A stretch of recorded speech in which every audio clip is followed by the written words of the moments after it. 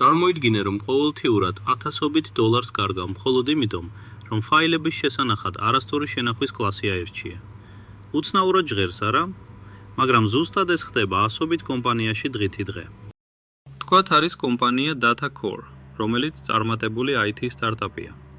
სადაც ყველაფერი შესანიშნავად მიდის. მზარდი მომხმარებლების ბაზა, სტაბილური შემოსავალი, ამბიციური გუნდი. და როგორც ნებისმიერი თავმოყარე კომპანია, ისინი რეგულარულად აკეთებენ სარეზერვო ასლებს. ბევრ სარეზერვო ასლს, ძალიან ბევრს. ყოველდღე მონაცემთა ბაზის ახალი სარეზერვო ასლები, ლოგები, სერვერების სნეპშოტები. ეს ყველაფერი მიფრინავს Amazon S3 სტანდარტში, მსოფლიოში ყველაზე პოპულარულ ღრუბლოვან საწავში. პირველ თვეს ფაილები მუდმივად საჭიროა. დეველოპერები მათ ხშირად მიმართავენ, აღდგენას ტესტავენ, თლიანობას ამოწმებენ. მაგრამ შემდეგ მათი მოთხოვნა ნულამდე დადის. პირველი თვის შემდეგ ამ ფაილებს არავინ ეხება. ისინი უბრალოდ დევს, დღიდან დღემდე, თვიდან თვემდე, წლიდან წლამდე. ხოლო ანგარიშფაქტურები Amazon-იდან მატულობს და მატულობს. ხარჯი იზრდება. ფინანსური დირექტორი ანგარიშებს უყურებს და ღელავს. ტერაბაიტობით მონაცემები, რომლებსაც არავინ იყენებს, ბიუჯეტს მშიერი მონსტრივით შთანთქავს. დაისვა ამოცანა. ფაილები უნდა ინახებოდეს სამუდამოდ. ეს მარეგულირებლების მოთხოვნაა. წაშლა შეუძლებელია, მაგრამ ამხელა ფულის გადახდა მონაცემებისთვის, რომლებიც უბრალოდ ღრუბელში მტვერიანდება, სიგიჟეა. გამოსავალი უნდა მოიძებნოს. თან მოიძებნოს, რაც შეიძლება სწრაფად. არქიტექტორი ლეპტოპთან ჯდება და AWS დოკუმენტაციას ხსნის. მის წინ 4 შესაძლო ვარიანტია. ვარიანტი A. ჩართეთ S3 Intelligent Tiering. ჭკვიანი სისტემა, რომელიც დაკვირვების შედეგად თავად წვეთს, სად გადაიტანოს ფაილები. ვარიანტი B. დააკონფიგურირეთ Lifecycle პოლიტიკა ფაილების ავტომატურად გადასატანად. S3 სტანდარტიდან S3 Glacier Deep Archive-ში 1 თვის შემდეგ. ვარიანტი C. დააკონფიგურირეთ Lifecycle პოლიტიკა ფაილების გადასატანად.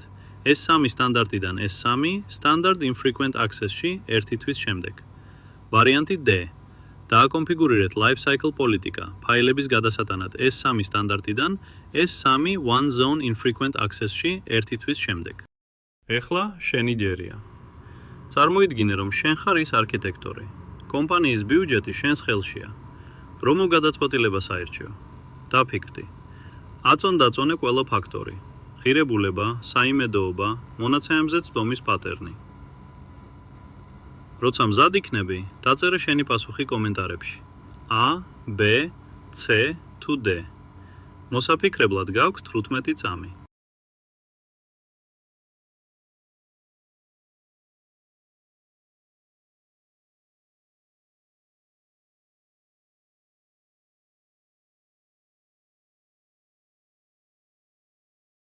ვარიანტი D.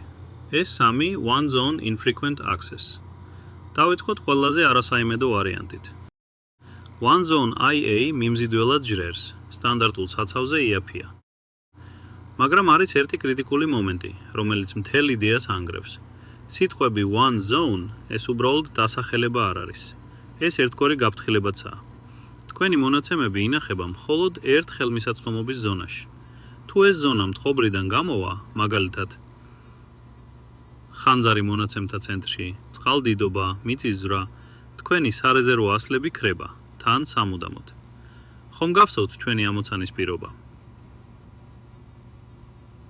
ფაილები უნდა ინახებოდეს უვადოდ. ეს სარეზერვო ასლებია, კრიტიკულად მნიშვნელოვანი მონაცემები. სარეზერვო ასლების საიმედოობაზე ბიუჯეტის დაზოგვა იგივეა, რაც იაფი პარაშუტის შეძენა. თითქოს იაფად გამოხვედი, მაგრამ ერთხელაც არ გაიხსნება და ეგაა. არ გვაწყობს. ეს ვარიანტი ძალიან სარისკოა. ვარიანტი C. S3 Standard Infrequent Access. ეს ვარიანტი უფრო საიმედოდ ჩანს. Standard IA შექმნილია სპეციალურად იმ მონაცემებისთვის, რომლებსაც იშვიათად მიმართავენ. და One Zone-ისგან განსხვავებით, აქ მონაცემები რეპლიცირდება რამდენიმე ზონაში. საიმედოობა წესრიგშია, მაგრამ მოდი ციფრებს დავხედოთ. S3 Standard IA ღირს დაახლოებით 0.125 $1 გიგაბაიტზე თვეში. იაფი ჩანს, არა? ოდნავ მოგვიანებით ალტერნატივებს შევადარებთ. ახლა კი მთავარი შეკითხვა. რამდენად იშვიათად მივმართავთ ამ ფაილებს? ჩვენს შემთხვევაში ფაილებს საერთოდ არ ეხებიან პირველი თვის შემდეგ, ანუ მიმართვა ნულოვანია.